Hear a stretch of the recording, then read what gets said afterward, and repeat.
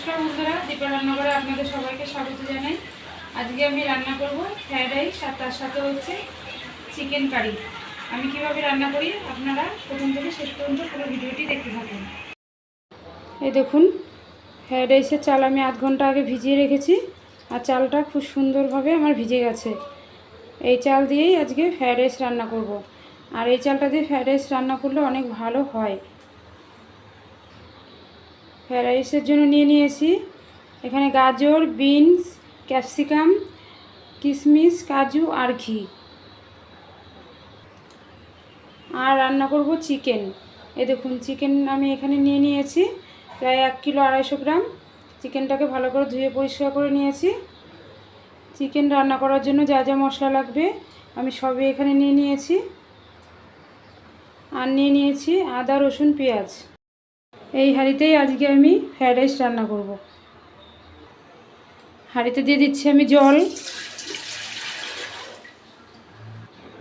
জলটা ভালো করে গরম করার জন্য আমি ঢাকনা দিয়ে ঢেকে দিচ্ছি।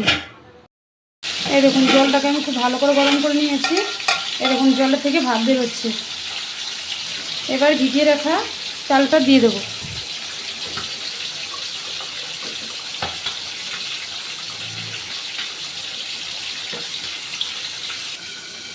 এবার ঢাকনা দিয়ে ঢেকে দিচ্ছি। ভাতটা হলে তারপরে আপনাদেরকে আমি দেখাবো। এই দেখুন, ভাতটা আমার হয়ে এসছে। এবার দিয়ে দিচ্ছি এখানে আমি আদার রস।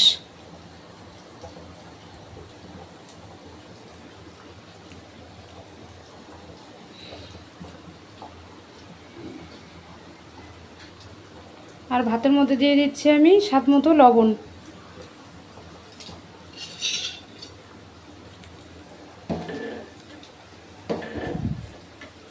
এই দেখুন, এরকম অবস্থায় ভাতটা নামাতে হবে, নাহলে একটু বেশি ফুটিয়ে ফেললে ভাতটা খেতে ভালো লাগবে না।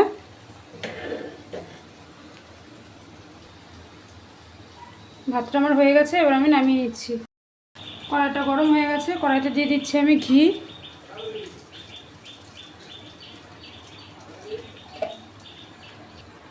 এবার ফোড়নের জন্য দিয়ে দিচ্ছি 3টে তেজপাতা, তার সাথে গোটা গরম মশলা। এবার দিয়ে দিচ্ছি কেটে রাখা বিনস, গাজর, ক্যাপসি।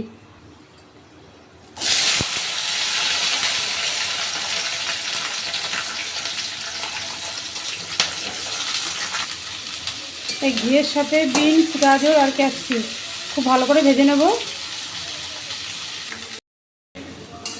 এই দেখুন, বিনস, ক্যাপসি আর গাজর খুব ভালো করে ভেজে নিয়েছি। যেহেতু আমি ভাতে আগে থেকেই লবণ দিয়েছিলাম, সেজন্য আমি সামান্য এখানে লবণ দিয়ে দিচ্ছি।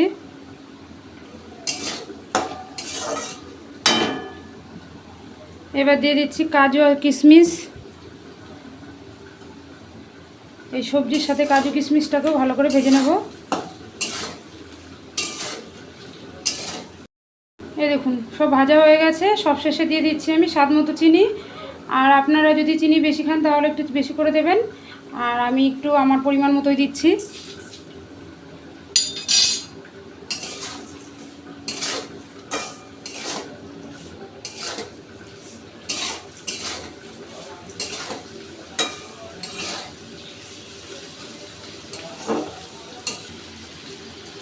ফ্রাইড রাইসের সব সবজিগুলো আমি খুব ভালো করে ভেজে নিয়েছি। আমার হয়ে গেছে, এটা আমি নামিয়ে নেব।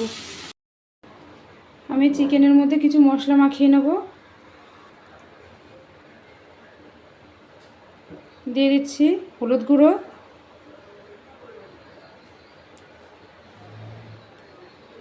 লবণ আর লঙ্কার গুঁড়ো। এবার চিকেনটাকে ভালো করে মেখে নেব।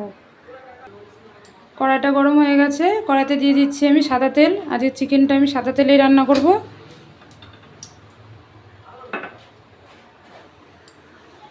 দেখুন, তেলটা আমার খুব ভালো গরম হয়ে গেছে। এবার আমি চিকেনটাকে ভেজে নেব।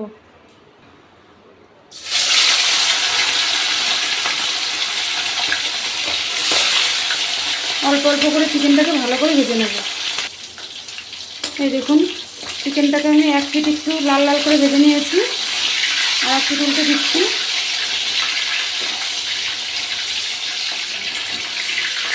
এই দেখুন চিকেনটা ভাজা হয়ে গেছে, এই চিকেনগুলো তুলে নিচ্ছি।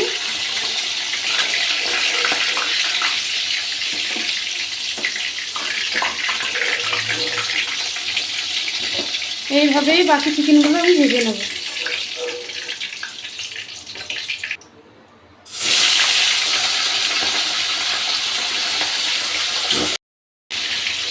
দেখুন এই চিকেনগুলো আমার ভাজা হয়ে গেছে, এই চিকেনগুলো এবার আমি তুলে নিচ্ছি। সব চিকেন আমার ভাজা হয়ে গেছে। এই চিকেন ভাজা তেলের মধ্যেই আমি দিয়ে দেব গোটা গরম মশলা,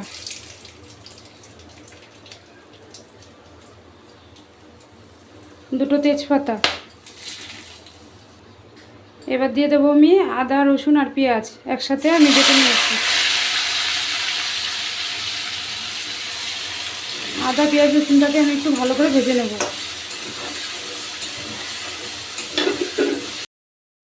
এই দেখুন পেঁয়াজ, আদা, রসুনটাকে খুব ভালো করে ভেজে নিয়েছি। এবার দিয়ে দিচ্ছি আমি 1 চামচ হলুদ গুঁড়ো,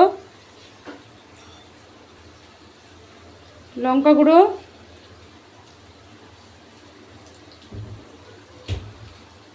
আর স্বাদ মতো লবণ।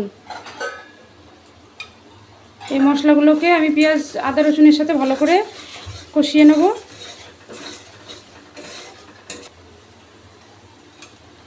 এই দেখুন এই মশলাগুলোকে আমি আদা, রসুন, পেঁয়াজের সাথে খুব ভালো করে কষে নিয়েছি। এবার দিয়ে দিচ্ছি আমি এখানে পোস্ত আর চারমগজ বাটা।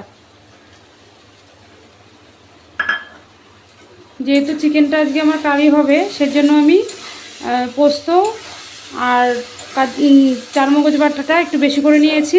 আপনারা আপনাদের পরিমাণ মতো দেবেন। এবার সব মশলাগুলোকে আমি ভালো করে কষিয়ে নিচ্ছি। এই দেখুন সব মশলাগুলোকে আমি ভালো করে কষিয়ে নিয়েছি।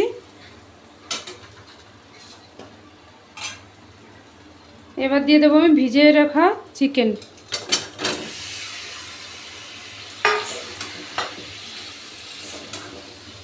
এই চিকেনের সাথেও মশলাগুলোকে খুব ভালো করে কষিয়ে নেব। এবার আমি আগুনটাকে কিছুক্ষণ কমিয়ে দিয়ে চিকেনটাকে ভালো করে একটু সেদ্ধ করে নেব। এই ঢাকনা দিয়ে ঢেকে দিচ্ছি। এই দেখুন ঢাকনাটাকে খুলে নিচ্ছি। এই দেখুন চিকেনের থেকেও হালকা জল বেরিয়েছে,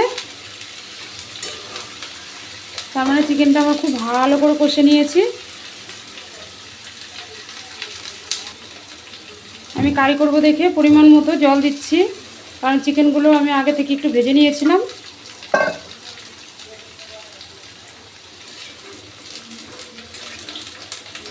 এই দেখুন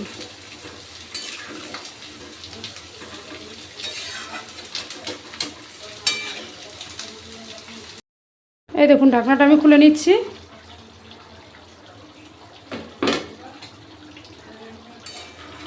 এই দেখুন চিকেন কারিটা কত সুন্দর গ্রেভি গ্রেভি হয়েছে। সব শেষে দিয়ে দিচ্ছি আমি গরম মশলার গুঁড়ো।